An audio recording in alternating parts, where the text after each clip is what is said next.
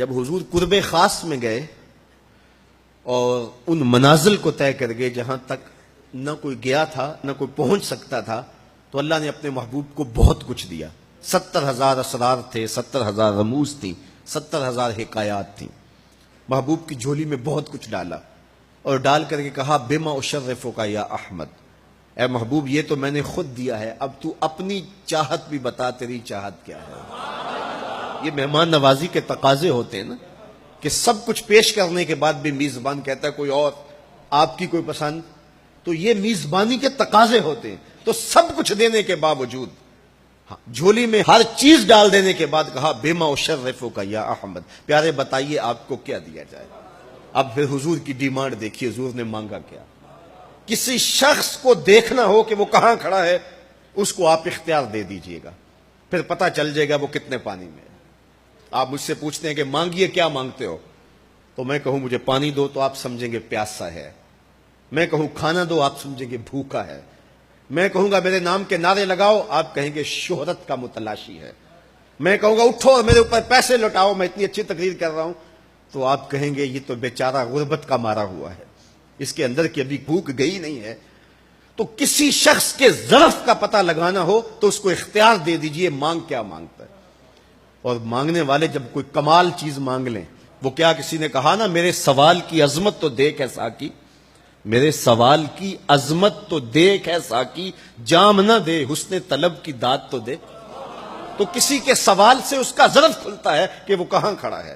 اب حضور کو اختیار دیا جاتا ہے محبوب مانگیے کیا مانگتے، مال و زر مانگا، دولت مانگی، یہ تو قدموں میں رلتے تھے حضور آنکھ اٹھا کے نہیں دیکھتے تھے، تو پھر مانگا کہا بنسبتی الیک بالعبودیہ، اے اللہ ساری زندگی میں کہتا رہا کہ تو میرا رب ہے، یہ میں نے غاروں میں بھی کہا، یہ میں نے پہاڑوں پہ بھی کہا، طائف کے بازاروں میں بھی کہا، مکے کی گلیوں میں بھی کہا، برستے پتھروں کے سائے میں بھی کہا، میرے سر انور پہ اوجری ڈالی جاتی رہی میں نے سر نہیں اٹھایا اور کہا کہ تو میرا رب ہے۔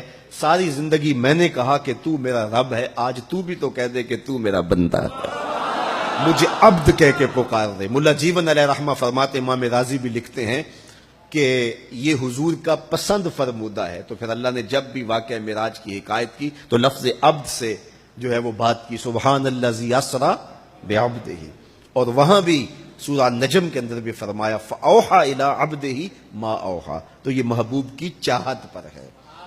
اور پھر عبدیت کا بندے کی طرف سے جو اظہار ہوگا اس کے لیے پھر 50 نمازوں کا تحفہ دے دیا کہ میرے بندے تو پکارتا رہے اور مجھے رب کہہ کے پکارتا رہا، میں تجھے لبیک یا عبدی کہہ کے پکارتا رہا۔ اور وہ 50 نمازیں پھر 5 نمازوں کی صورت کے اندر باقی رہیں۔ اللہ کی باتیں بدلتی نہیں ہیں، جو ایک نیکی کرے 10 کا ثواب ملتا ہے، پڑھو گے 5 ثواب 50 کا ہی ملے گا، اس لیے کہ اس کی باتیں تبدیل نہیں ہوتی۔ اور یہ تحفہ ہے۔ حضرت موسیٰ نے تو عرض کیا تھا کہ ایک بار اور جائیے، لیکن میرے حضور نے کہا تھا مجھے اپنے رب سے حیا آتی ہے۔ عادت باری یہ تھی نا، ہر بار 5 نمازیں معاف ہوتی تھی، اب بھی جاتے تو 5 نمازیں معاف ہو جاتی، لیکن کہا کہ مجھے اپنے رب سے حیا آتی ہے۔ اب امت کو کیا حیا نہیں کرنی چاہیے کہ 5 نمازیں امت کے لیے رہ گئی، ثواب 50 کا ہی ملے گا، اور معراج کا خاص تحفہ لے کر آئے اور کہا کہ صلاۃ و معراج المومنین، یہ مومن کا معراج ہے، میں تو سر عرش پہنچا ہوں لیکن تمہارا معراج کیا ہے، تم سجدے میں سر جھکاؤ، دیکھنا تمہارا مالک تمہیں کتنا قرب دیتا ہے۔